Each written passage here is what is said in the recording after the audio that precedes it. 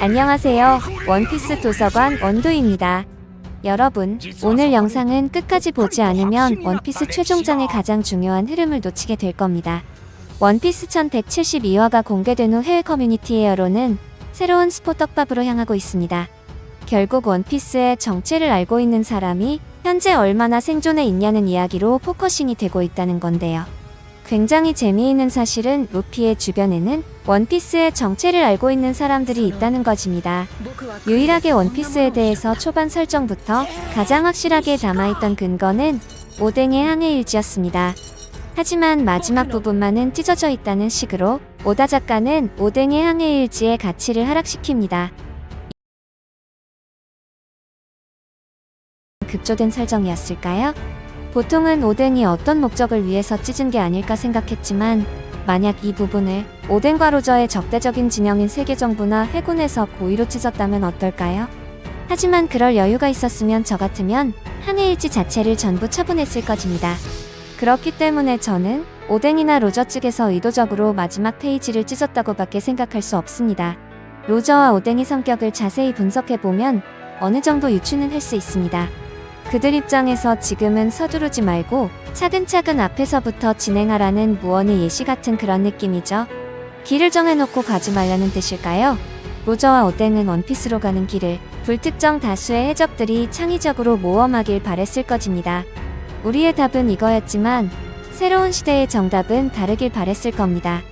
과거 레일리의 발언을 떠올려보면 더욱 비슷한 느낌을 받을 수 있습니다. 마치 로저의 적단이 도출한 결론을 감추기 위해서일 확률이 높고 루피 일행이 자유롭게 모험을 하길 바래서 다음 세대의 조이보이가 될 인물이라던가 세계를 뒤집을 자들을 위해서죠.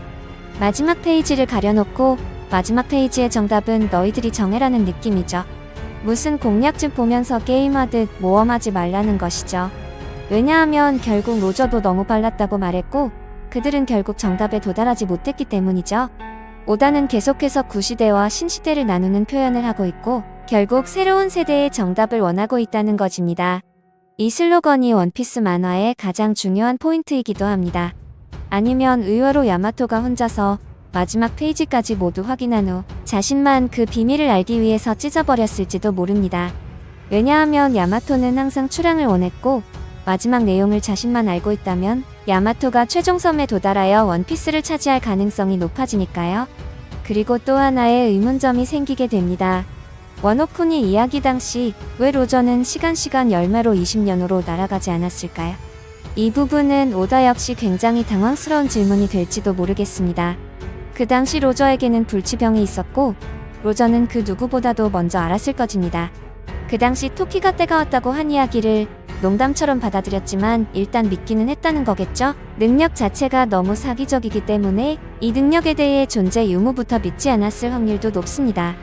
하지만 토키가 라프텔 도착 한참 전에 기낭해로 병에 걸려서 와노쿠니의 모모노스케와 히요리를 두고 돌아갔습니다. 그 후 로저와 오뎅 일행이 라프텔에 도달하게 되죠. 그리고 너무 빨랐다는 것을 알게 됩니다. 그리고 로저의 죽음은 이미 다가오고 있고요. 그 상태로 20년 후로 날아간다 한들 아무것도 할 수 없다는 걸 알고 있었던 게 아닐까요? 로저는 곧 죽으니까요. 그래서 토키의 능력으로 날아가지 않았다라고 생각해 볼 만하죠. 그리고 로저는 토키의 능력을 사용할 필요가 없었다는 생각도 해봅니다. 로저는 해군의 자수 후 대해적 시대를 열어야 했으니까요. 최신화에 다가오면서 우리가 이제까지 알지 못했던 민감한 떡밥들을 하나하나 풀고 있는 것 같습니다. 그리고 공백의 100년에 대한 이야기가 상당히 놀랍습니다. 원피스 세계관에서는 꼭 알아야 하는 전쟁이 있습니다. 900년 전 세계정부와 거대 왕국의 전력차가 굉장했고 두 세력은 격돌했습니다. 하지만 의문점이 있습니다. 이 전투에서 세계정부가 승리했지만 그들은 왜 그 역사를 숨기려 하는 것일까요? 도대체 무슨 일이 있었던 것일까요? 승리했는데 이 과정과 결과를 전설로서 자랑해도 될 텐데요. 저는 승리 과정에서 굉장히 공개하기 두려운 팩트가 숨겨져 있을 것으로 생각하고 있습니다. 이 과정과 결과를 유일하게 기록한 것이 있죠. 바로 절대로 부서지지 않는 기록, 포네그리프입니다. 우리는 항상 이런 생각을 해왔습니다.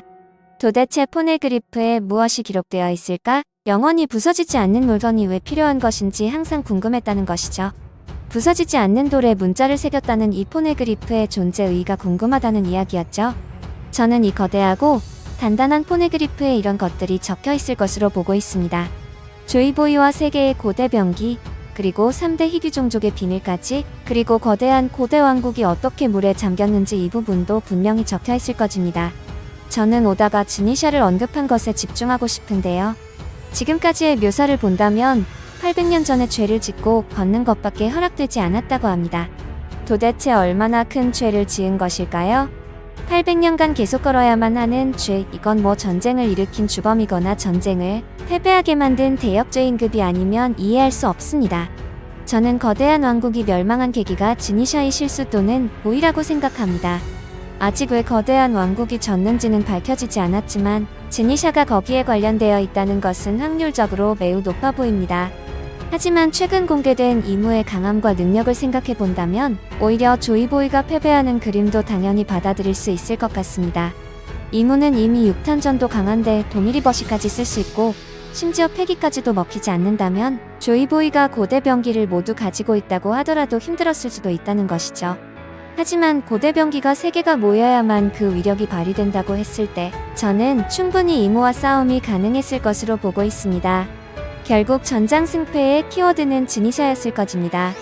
그리고 이무가 왜 D21족에 대해서 이렇게 치명적으로 반응을 하고 있는지 공백의 백령과 포네그리프의 증거가 충분히 새겨져 있을 것이라는 건데요. D21족의 첫 등장에 대해서 우리는 생각해야 합니다. 누가 가장 아름다운지 결론을 내릴 수 없었던 여신들은 인간에게 심판을 맡겼습니다. 여기서 이야기가 악마의 열매와 관련이 있다는 점에 주목하셔야 합니다. 빅맘의 기술 이름이기도 한 헤라는 자신을 선택하면 전쟁에서 승리하고 민족을 다스리게 해주겠다고 약속했습니다. 아테나 역시 전투에서의 승리를 약속했습니다. 반면 아프로디테는 세상에서 가장 아름다운 여자를 주겠다고 말했습니다. 트로이의 왕자 파리스는 아프로디테를 선택하고 그녀에게 사과를 주었습니다. 그리고 이 사과 때문에 세상에서 가장 아름다운 여인 헬레네가 납치되었고 이로 인해 역사상 가장 큰 전쟁 중 하나인 트로이 전쟁이 발발했습니다. 이는 현재 갓벨리의 상황과 매우 유사합니다. 원피스 세계에서 가장 아름다운 여인을 두고 모두가 싸우고 있습니다. 그리고 원피스에서 가장 아름다운 여인은 매우 이상한 섬, 여자들만 사는 섬, 아마존 릴리 출신입니다.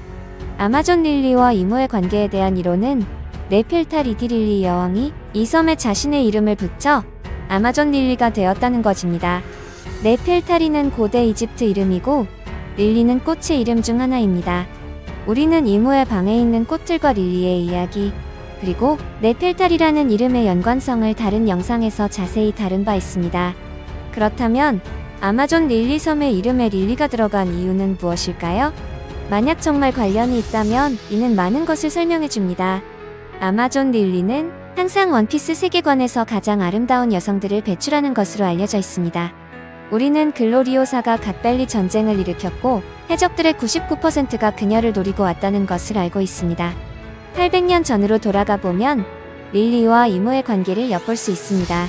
제가 항상 말하는 예시가 있죠. 우리는 우리들이 싫어하는 사람의 사진을 방에 걸어두는 것은 불가능합니다. 조금이라도 소중한 사람이 아니라면 말이죠. 이무도 마찬가지입니다. 릴리는 알라바스타 왕국으로 돌아가지 않고 실종되거나 납치된 것으로 여겨졌습니다. 그녀의 출신이 글로리오사나 보아 행콕처럼 아마존 릴리였을 수도 있습니다. 당시 알라바스타의 왕이 그녀에게 반해 결혼했을 수도 있습니다. 네필타리라는 성이 이 이론에 반대될 수 있지만 일본과 서양 국가에서는 아내가 남편의 성을 따릅니다. 만약 알라바스타의 왕이 네필타리 가문이고 아마존 릴리 출신의 여성과 결혼했다면 그녀는 네필타리라는 성을 갖게 될 것입니다. 아마존 릴리는 모두 여성이므로 그들에게 어떻게 성씨가 있을 수 있을까요? 따라서 아마존 릴리의 여성들은 결혼하면 남편의 성을 따를 가능성이 높습니다. 샤키가 레일리와 결혼했다면 레일리의 성을, 로저와 결혼했다면 골드의 성을 따랐을 것입니다.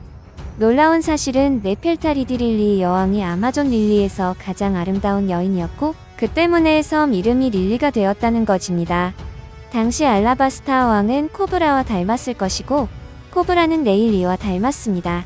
이무는 릴리에게 반했지만 그녀는 이미 다른 사람의 아내였습니다. 그녀가 마지막으로 마리조아를 방문했을 때 실종되었는데 아마도 이무가 그녀의 실종에 책임이 있을 것입니다. 그가 그녀의 사진을 걸어두었다는 것은 그녀를 소중히 여겼다는 증거입니다. 이제 원피스의 장대한 이야기의 결말이 상당히 좁혀졌습니다. 엘바프의 이야기가 끝이 나면 원피스의 정체의 윤곽은 어느 정도 잡힐 거라고 보입니다. 오늘 영상이 흥미로우셨다면 구독과 좋아요, 알림 설정까지 부탁드립니다. 저는 더 소름 돋는 분석과 재미있는 이야기로 다시 돌아오겠습니다.